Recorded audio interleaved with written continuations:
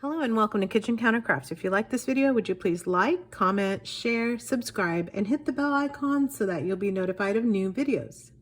For today's video, I actually am going to be doing a review on this beautiful, beautiful Pineider. And I want to first say that I belong to the Oklahoma City Pen Club, and while it's a wonderful, wonderful place to meet with pen friends and talk about inks and talk about pens and what you like and what you don't like, it's also a place that is kind of enabling. So we have asked people to bring the pens that they don't want that are in their collection, maybe they're not using. And so I did a Faber-Castell loom that my friend Tori sold, and these are other Tori's pens. So I purchased them especially because of either novelty or I didn't have it. And so just stay tuned for a couple of these videos. This is Kara's Custom, so I'm going to be doing a review on that. I did not have a Twisby aluminum, so I have one now. It's gorgeous, gorgeous green. And then the Pineider, which is today, and then I bought another Metropolitan. I have several, but this one is a medium, so I do not have a medium. So that one I don't think I'll be doing a review on, but maybe, who knows, don't know. So anyway, just wanted to kind of do a preview on that for you. So just a few things about this Pineider. It is a Pineider Avatar in Lipstick Red, and I wanted to get this in the sunshine so you could at least see, you can't see it there, too much sunshine, so that you can see how lovely this pen is. And it has the kind of the 3D effect that, there we go, that you can get from the beautiful acrylics. That is called a chatoyance, and so, or chatoyance, I don't know how to say that. So Pineider is a old company. It's in Firenze, Italy, which is Florence. And the person who founded Pineider was Francesco Pineider, and that was 1774. And this pen is resin, and as I kind of spin it around for you, you can take a look and see just how beautiful it is. So we'll start at the top. So there is no branding or like a finial, but this clip is really interesting in the way it is, and there's like a little dot here and a dot here. Kind of reminds me of the Schaefer, but anyway, so the clip is spring loaded and it is very springy. It's hinged. It has this thing right here, which I just think is such a beautiful touch. I love birds, and that is a quill. So it is a writing feather, you know, quill. Like back in the day. So that is what the clip detail is. So beautiful. And it's actually a very nice, slim kind of a clip, but if you had it in your pocket, you could see that quill detail kind of sitting out. I just think that's magnificent.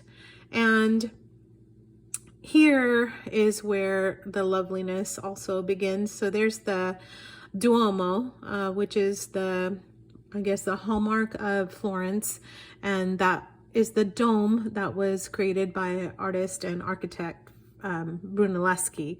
And so there's the Duomo dome, and then a city skyline of Florence, Italy, and then it ends with this lovely Pineider. Now some people think that's like cheesy, cheapy looking. I don't.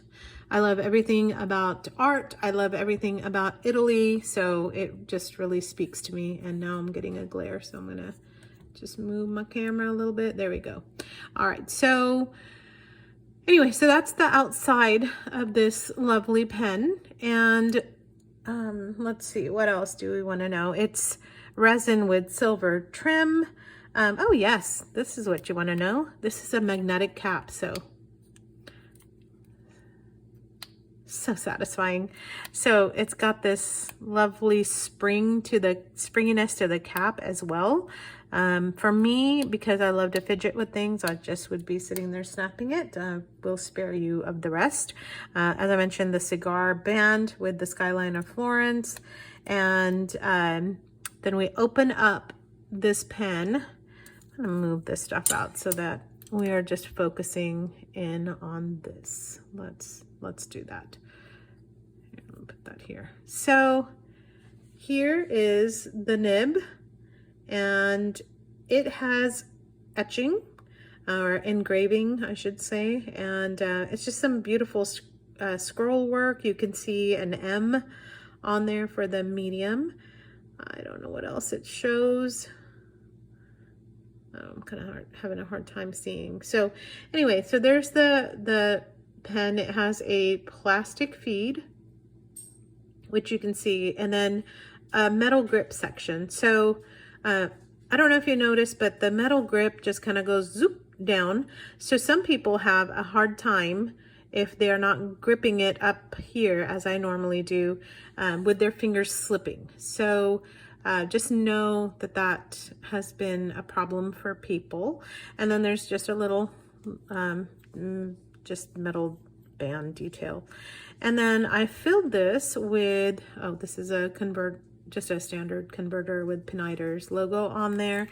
And then I filled this with the Ferris wheel press candy marsala. So you'll see that in just a minute, but hopefully you can see that loveliness in the resin. Look at how pretty that looks. I mean, it's just really beautiful. It's a beautiful pen. So let me then give you some dimensions and comparisons to my other pens. So here we go.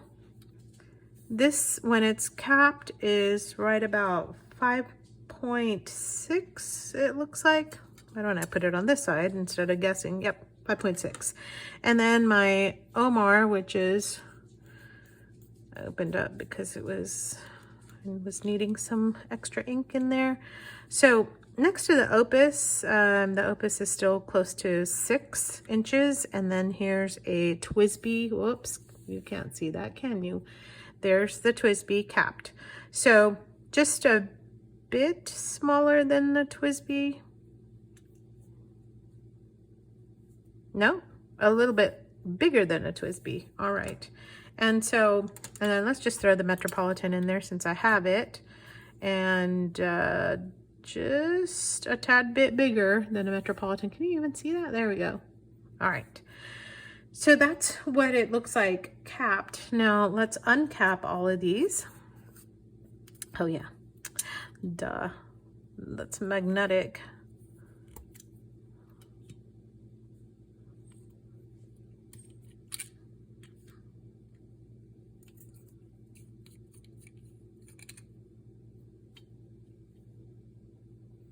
All right, so uncapped, it's about, I would say about 5.1.5. So if you round it up, 5.2, is that correct? Yeah, so 5.6 and 5.2, that's about right. And then the Metropolitan is just slightly smaller.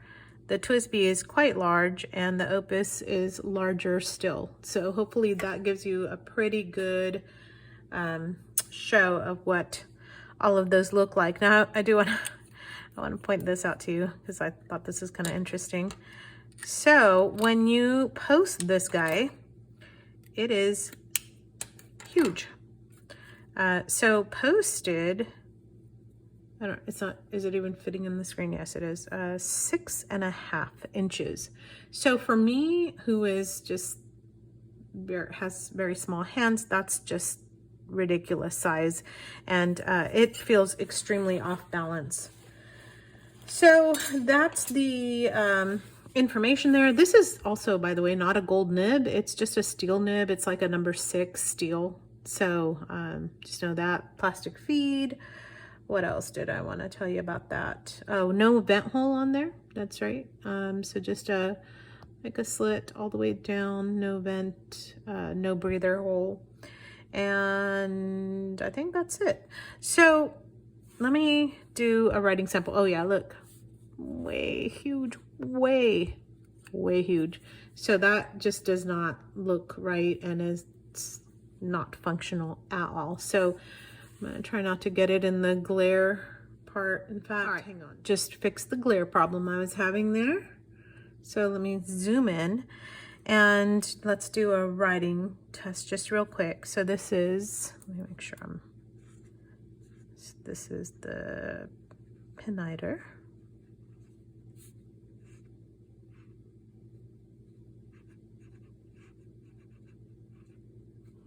Avatar Medium Nib.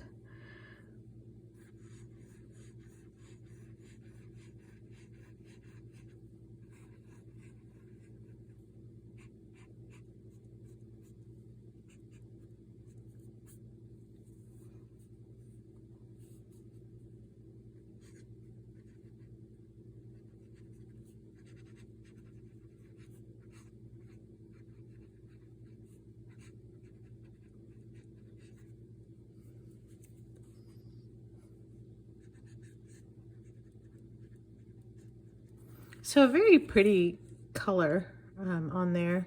And I don't know if you could hear, but it's just a tiny, teeny little bit of feedback. And I think that's, let me do a writing sample on here too, just for the heck of it.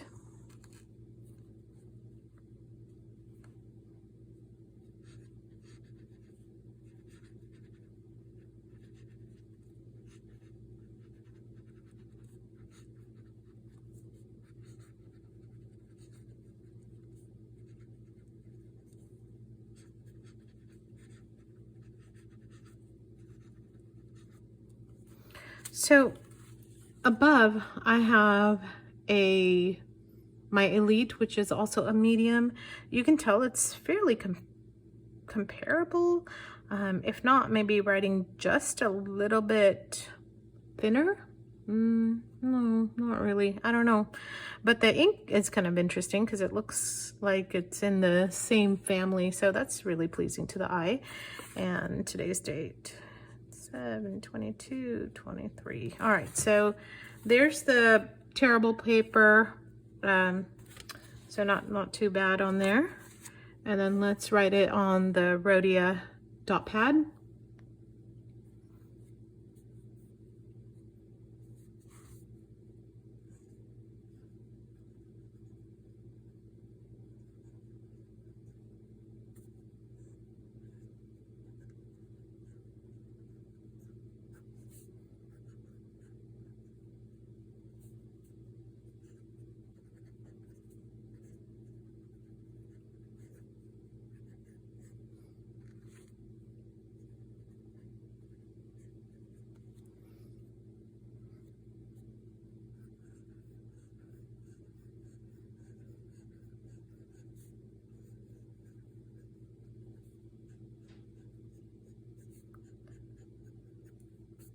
There seems to be little to no line variation. I'll also do a writing here.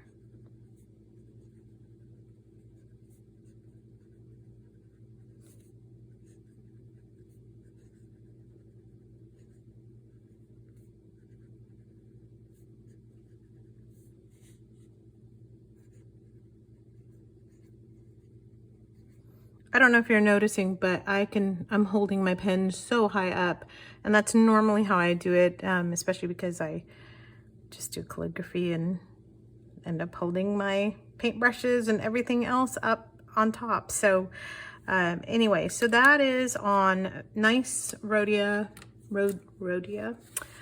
dot pad versus regular old paper.